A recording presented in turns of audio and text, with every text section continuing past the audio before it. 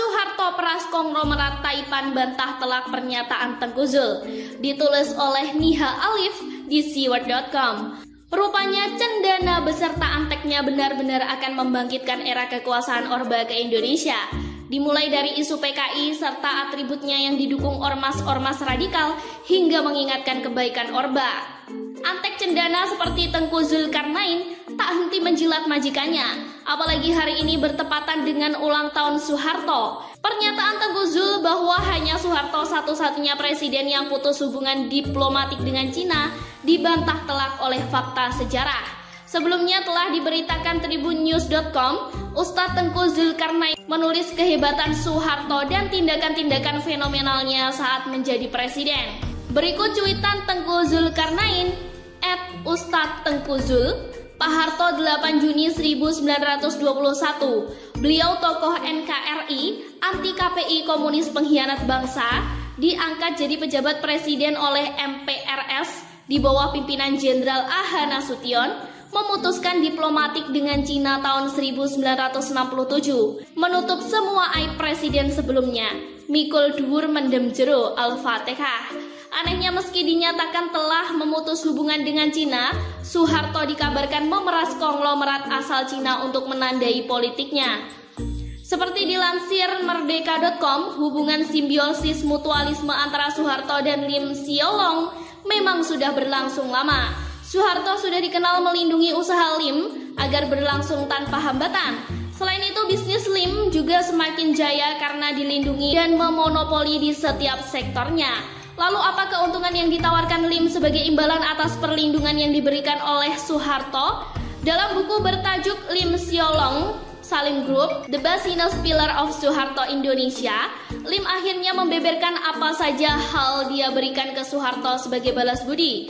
Dalam buku itu, Lim menyebutkan bahwa dia memberikan sebagian saham perusahaan-perusahaannya kepada keluarga Soeharto. Di antaranya adalah 30% saham Bank Sentral Asia atau BCA yang dia berikan kepada dua anak tertua Soeharto. Selain itu, sepupu Soeharto, Sutwikatmono, juga mendapat manisnya hubungan keduanya, yaitu dengan menjadi penghubung Lim dengan rekan bisnisnya dari Cina. Namun, nama Lim yang lebih terkenal sebagai Cukong Soeharto tidak membuatnya merasa negatif. Malah, dalam wawancara dengan penulis buku tersebut, Na Cicing dan Richard Borsuk tahun 2016, Lim mengaku bahwa dia memang masuk dalam kroni keluarga Soeharto. Ya, saya adalah antek, tapi saya bukan antek yang buruk, ujar dia. Memang Lim terbukti menjadi sapi perah Soeharto untuk waktu yang lama. Lim juga menjadi lumbung penandaan kampanye Golkar di setiap masa pemilu. Sofjan Wanandi dalam buku tersebut menjelaskan bahwa sebelum pemilu dimulai, Soeharto akan memanggil Taipan Cina dan meminta dana dari mereka. Kita harus memenangkan Golkar. Untuk itu saya meminta Lim Sioliong untuk menarik dana dari kalian, ujar Sofjan menirukan Soeharto. Untuk jumlah dananya, ujar Sofjan, akan ditentukan oleh Lim sebab Lim tahu jumlah harta masing-masing Taipan tersebut. Dan mereka atau pengusaha Cina tidak berani menolak untuk memberikan dana itu, imbuh Sofjan.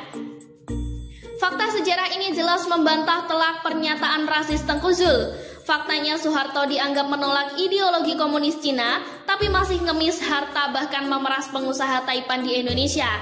Ini sama saja bohong. Justru karena kemesraan buta Soeharto dan Amerika Serikat waktu itu, ladang emas kita di Papua diambil secara legal. Untungnya Tuhan mengirim Jokowi untuk membalik keadaan. Saham mayoritas Freeport akhirnya kembali ke Ibu Pertiwi dan dikembalikan sebagian besar untuk Papua dan Papua Barat. Justru Cina yang ditolak Soeharto kini jadi pahlawan devisa negara. Kerjasama dengan Cina untuk mengolah nikel menjadi ferronikel atau baterai lithium yang nilainya puluhan ribu dolar lebih besar membawa banyak kemajuan bagi bangsa. Cina juga taat aturan untuk membangun smelter dan memberi saham mayoritas untuk Indonesia. Tidak seperti Freeport. Justru era Orba mengingatkan kita bagaimana negara ini ditindas oleh bangsa sendiri. Indonesia dengan kekayaan alam melimpah ruah hanya bisa dinikmati segelintir orang. Cendana dan ateknya hanya memperkaya diri, saat banyak rakyat harus puas hanya menjadi buruh biasa. Beda jauh dengan era Jokowi, di mana infrastruktur dibangun pesat, semua fasilitas dan teknologi dikembangkan termasuk sumber daya alam. Aturan untuk memudahkan investasi juga untuk memudahkan rakyat agar bisa menjadi pengusaha, tak lagi sekedar buruh. Kita harusnya bersyukur hidup di era Jokowi dengan segala keterbukaannya. Dia adalah pemimpin yang dikirim Tuhan untuk menyelamatkan bangsa ini dari keterpurukan. Siapapun negara yang membawa kemajuan bagi Indonesia akan dipersilahkan.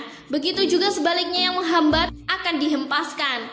Saat ini orang berpikir jauh mengenai teknologi dan persaingan pasar global. Hanya cendana dan anteknya yang membawa komunis untuk kepentingan mereka sendiri. Begitulah kira-kira. Sekian dulu berita hari ini. Jangan lupa di like, komen, dan subscribe agar Anda tidak ketinggalan informasi menarik dan terupdate lainnya dari channel